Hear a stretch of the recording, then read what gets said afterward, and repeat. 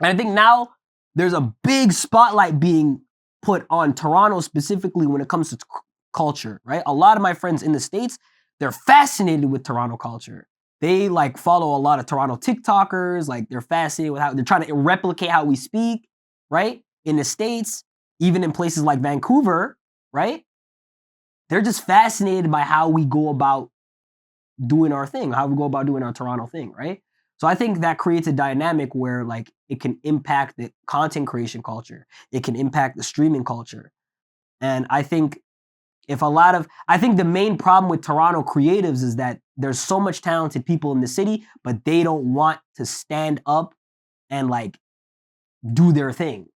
You know what I mean? They don't want it. They're scared of what people are gonna perceive them as. You know, it's like not cool to try and want to become a YouTuber or a streamer. People see you trying and not succeeding. You know, you look like a loser, right? But you know, people that think that way are, at the end of the day, are the in my opinion. You know what I mean? So I think that's the main thing. Toronto is a very talented city, full of a lot of talented people that are scared to show off their talent because of the perception.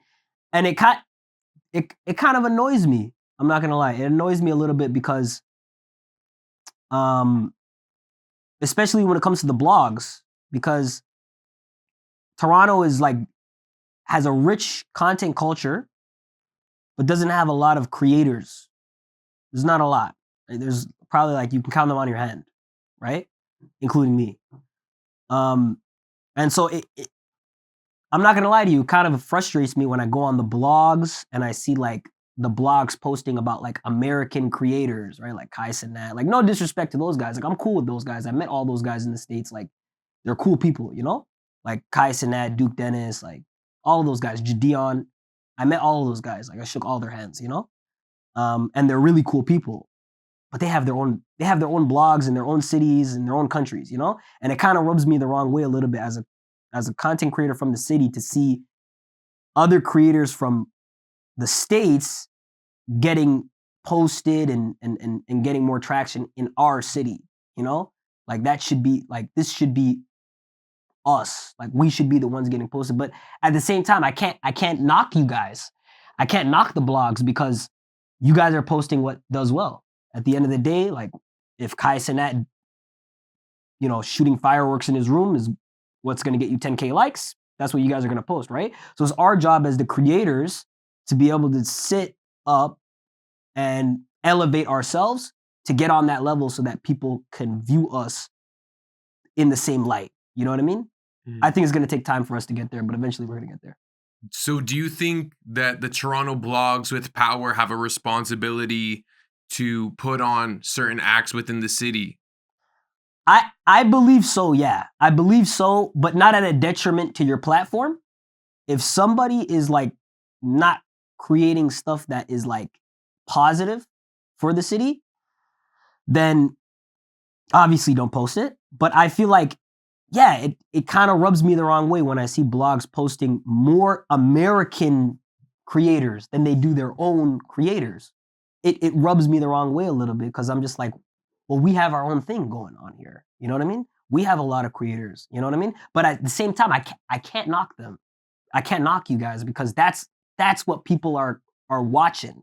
That's what people are viewing. That's what people are giving the interaction to. And at the end of the day, you guys are going to chase the interaction, right? So we have to be able to do what we can to be able to rival that so that people look at us and say, we don't care about what these guys are doing in the States. We have our own thing going on.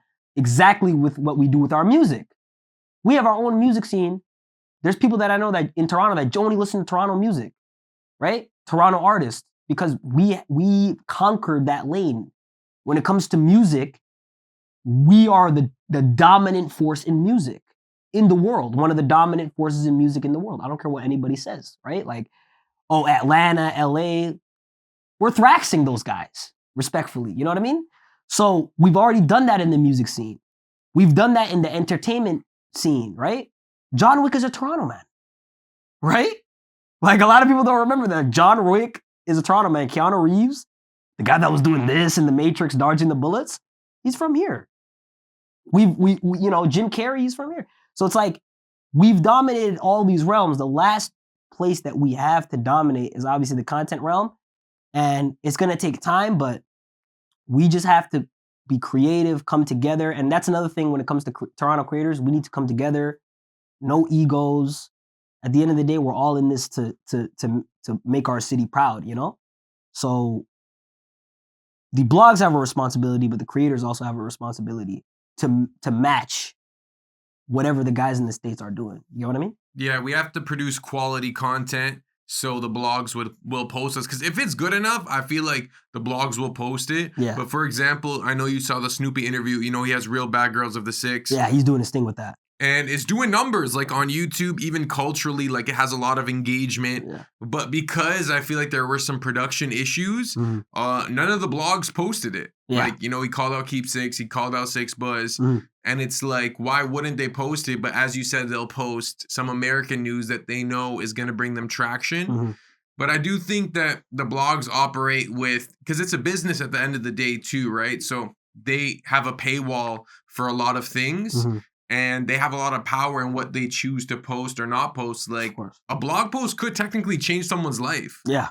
So to give it for free is also No, understandable why you wouldn't just Yeah. freely give away posts and just post whoever. 100%. Yeah. But at the same time, like I said, as a city, we have a responsibility to really put ourselves on, you know? Like somebody like Drake didn't get to where he's at without the city kind of riding for him at the end of the day, you know? But that was after the American cosign though. Like I guess American cosign, the city wasn't really rocking with him. Yeah. You're right. Mhm. But there were those people that were still like, yo, okay, let's see where this guy can go. You know what I mean? I think the younger generation, I feel like the older generation, you know, the ones that are in their 40s right now, 50s, they were probably like, who is this guy? Like, why is he doing, like, who's this soft ass nigga, like, singing and light skin? Like, isn't this guy from Degrassi? Right?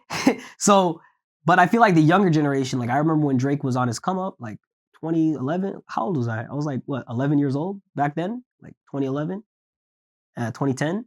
And I loved, like, Take Care was on rotation. Headlines, like, me and my friends, after school, every single day, headline was the anthem for us. You know what I mean? Mm-hmm. So I think it was more so the older generation, the younger generation, like us, the kids, we were rocking with it heavy, you know? But even after he got the big American cosign, Toronto came and kind of solidified, made sure, like, okay, this is our guy. You know what I mean? Mm-hmm.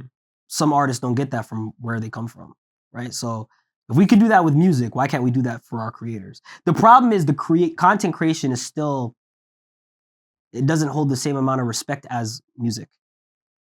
People will look at a musician as somebody who's creating art. Content, I look at content the same way. I don't think content has gotten to that point where people can look at it as art yet. It's going to take probably another 10 years, 15 years. Just here? Because I feel like in LA, they have a respect for content creators as long as your numbers are there. Yeah. Well, I guess, okay, yeah. In LA, they have a respect for it, I guess, because they have a content creating a way bigger content creation culture over there. Like the entire YouTube community is in LA and Miami and a little bit of Texas, right? So they have an understanding for it because that's kind of where it started. In Toronto, we don't have that culture yet because people are kind of closeted when it comes to certain ideas and principles. So we don't have that sort of thing yet. And it's going to take at least another 10 years for people to be able to look at content creators in Toronto and be like, yo, this is art. You know what I mean? When I try to create stuff, I try to create art, right? I put my passion into it, and I try to create certain things to exhibit certain emotions, whether that's humor, laughter, right? Nostalgia. Music exhibits these things. Television exhibits these things. Movies exhibit these things. We have yet to get to the point where people, I guess, in general as well, not just in Toronto, like in in general and within the status quo in mass media, people haven't really seen that yet. People kind of just still look at content creators as like somebody who's like filming a funny little cat video, and uploading it to the internet, right? Mhm. So it's going to take some time, and it's going to take a lot more industrializing to get to that point. But I feel like we're well on our way. If you ask me, how do you feel about the state of Toronto content creators? I think we're in very good hands, personally, with what I see and what I see people doing, what I see people creating. I think we're in very good hands, 100%.